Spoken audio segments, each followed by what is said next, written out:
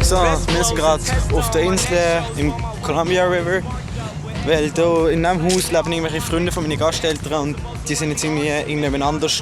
Und jetzt müssen wir auf denen in ihre Haustiere aufpassen. Die haben einfach einen Strand in ihrem Garten. Wie geil ist das denn? Einfach ein Strand. Oh! Oh mein Gott! Mein Fuß ist einfach eingesunken.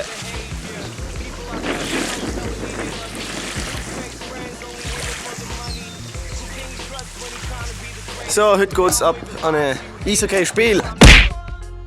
Ich bin wieder am gleichen Ort wie letztes Mal, im Auto. Ich bin noch nie an einem Eishockey-Spiel gesehen, ich weiß auch nicht wieso. Keine Ahnung. Jetzt gehen wir noch Zeugs kaufen wie Handschuhe für Football und anderes Zeugs. Wir sind jetzt in Portland angekommen. Oh, ein Car. Jetzt gehen wir essen.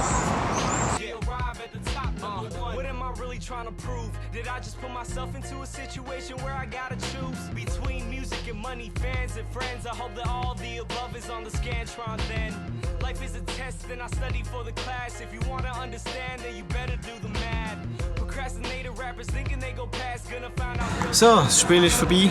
Jetzt gehen wir in ein, ich glaube, Taco Bell. Gehen Nachtessen.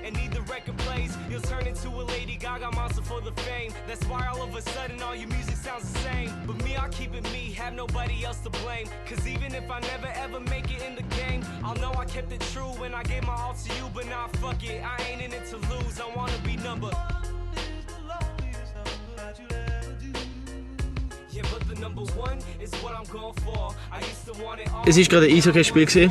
Wir sind jetzt im Auto, fahren jetzt gerade raus. Jedenfalls muss ich erzählen, was passiert ist. Es ist ja 10 Minuten vor Spielende habe ich so ein Papierflugzeug gebastelt, habe es runtergeworfen, so in die Arena. Und dann, also nicht aufs Spielfeld, nur so eine Menge von den Leuten.